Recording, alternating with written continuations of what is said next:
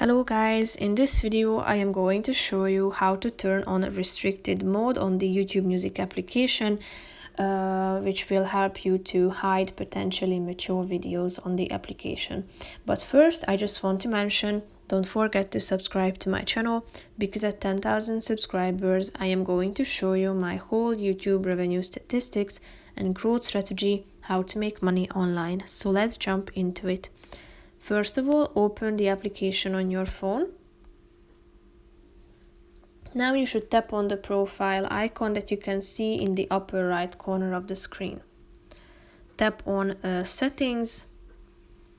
Now you should click on Playback and Restrictions. Scroll down till you find this Restricted Mode function, which will help you to hide potentially mature videos. However, the filter is not 100% accurate.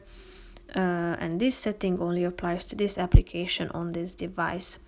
So after accepting these terms or reading these terms, click on this button in order to turn on this function. Feel free to turn it off anytime by going back to this same